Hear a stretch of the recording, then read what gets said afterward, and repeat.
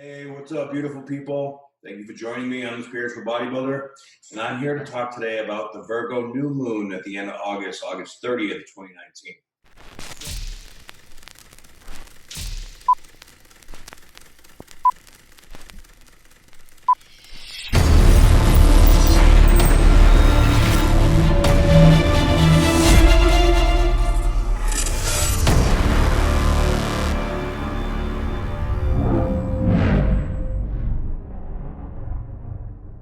So, this new moon, before I get into the specifics of this new moon, I want to talk about the energies going on leading up to it and sort of like the bigger underlying picture of exactly what this is bringing us towards. So, we have, all this eclipse energy that is starting to be activated by the planets going direct and by the personal planets going further along into the zodiac. It's like a journey, right? This whole process is an energetic journey into ourselves and into our destiny, our future. So, with coming into this new moon, it is very beneficial. The energy of Virgo is we're going to have a stellium in Virgo going on at this time. Stellium is 5 planets or more in a particular sign. So the energy is very stimulated, is profound. It can be a little bit overbearing, but what is Virgo? Virgo is purity. It's the virgin, right?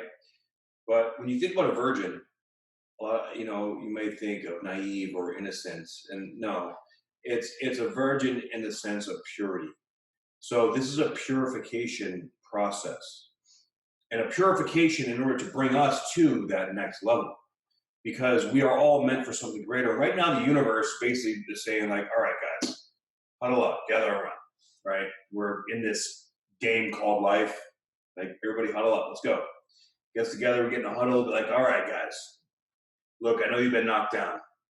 I know you've had a lot of stuff going on. I know that we're putting a lot on your plate, a lot on your shoulders. But you know what? We're doing it because you can handle it. We see your potential, maybe more than you do. And it's time to rise up. It is time to take that stand and stand in your power and be who you are meant to be. So this purification process is like a power washing of energy. And that power washing can bring out these things that we may be holding on to, because as we grow, we expand. This higher vibration takes over and purges out the lower vibration. But when it does that lower vibration, in order to process, we get to feel it, right?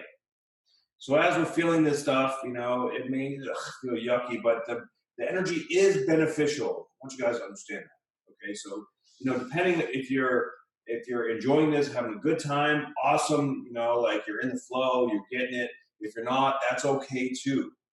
Sometimes we're not in the best place. Energy is relative and it's fluid. So, we may go through the beginning of something at this new moon and the good stuff doesn't come for 2 weeks later, right?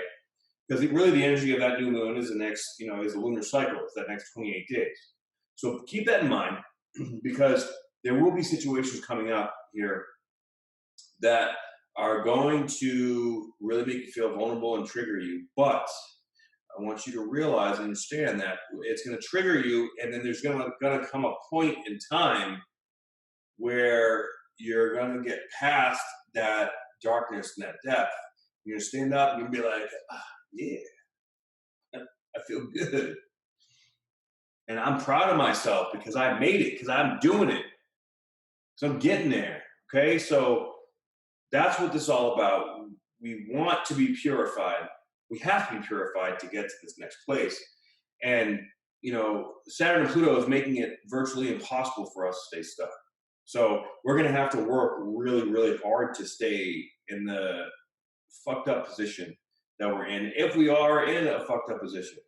Now, everybody in one area of life right now is in some sort of funk or funky situation, because that is a lesson of this Saturn-Pluto conjunction. Okay, so this is all going to be opposed to Neptune as well, Neptune retrograde.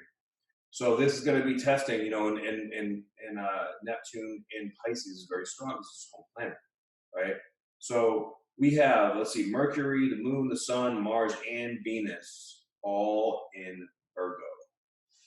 So that is just like all of our senses, like the divine feminine, the divine feminine, divine masculine, the communication between the two, our spirit and our emotional body, all sitting right there.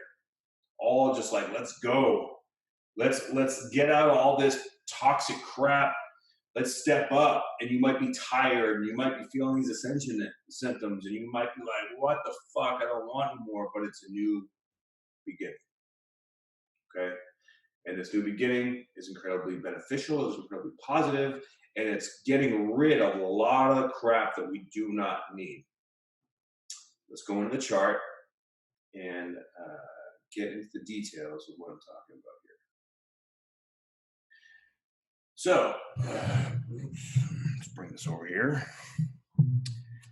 So, August 30th at 3:20 a.m., we have the sun and moon at 6 degrees of Virgo with Mars at 7, and now Venus has already passed Mars, so that divine feminine energy is starting to take control, take over. It's like, all right, and this is an indication that we are ready to receive. That feminine energy of, nurturing the self, of receiving, of bringing things, to an understanding within the self. No more like trying to get it done, or like trying to make it happen, or trying to figure it out. Just acceptance, release, let go, and be okay with it.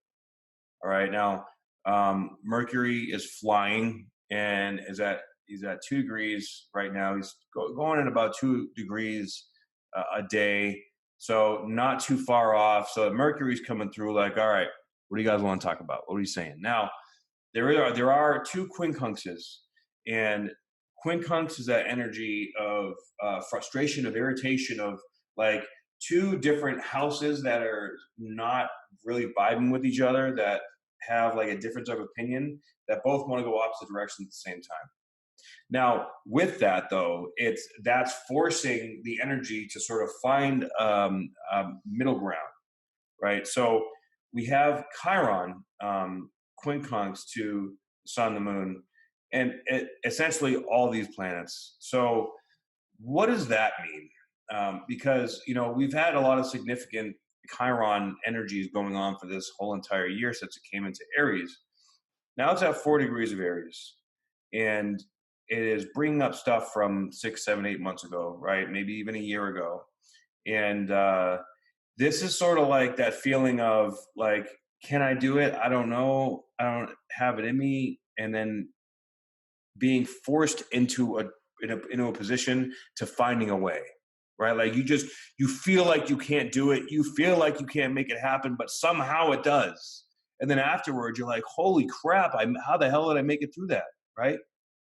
And so that energy gives us a new sense of purpose. So this right here is going to renew our sense of independence within, our freedom, our strength within ourselves, in our identity, and understanding and realizing that, like, if we get creative, if we just get out of our heads about it and just move forward one step at a time, and Virgo is also all about the details, right? One step at a time, we realize we are so much stronger than we think we are. It's our head that gets in the way. And this is going to call that out, right? So it's a good thing. It's a good thing, but of course, nobody really likes going through those situations, but you feel so empowered, so strong afterwards. So I encourage you, and it's a very vulnerable energy. It's that inner child, but also realizing, like, there's different ways. Like, you're a maverick. There are different ways to accomplish things, outside the norm, outside what people are doing right now. And these life circumstances are forcing us to find new solutions to old problems. So we also have Jupiter here. Jupiter quincunx the North Node. Now, Jupiter just is like coming away from the Great Attractor, which is the biggest anomaly in our entire galaxy, solar system. And that's massive, like gamma gravitational energy. And, Jupiter is lighting that up and expanding it. So with that being quincunx to the North Node, that's like saying like, all right, it's test taking time, guys. Like, where are we at? Are we going where we want to go? Like, it's going to bring up all the things that we're getting in our own way about, right? So be sure that you're not over analyze, because Virgo can also be over analysis. So make sure you're not over analyzing every situation and everything going on in your life, because that analysis can turn into paralysis, and then we can just be kind of screwed. Or I wouldn't say screwed, but not a whole lot of fun, and it's not going to get us anywhere, right? So if we get in that place of analysis paralysis, take a step back. You may have so much going on, so much emotion purging, it lays you out for a day. That's okay. That's happening right now. That's what's going on.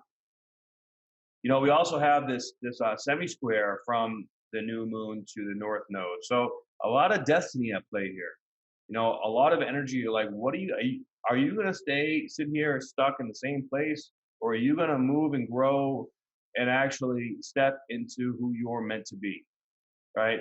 Uranus is trine all these planets, which is awesome because we've been going through a lot of squares with Uranus, and Uranus is just that unexpected, and it being in Taurus, all about our self-confidence, right?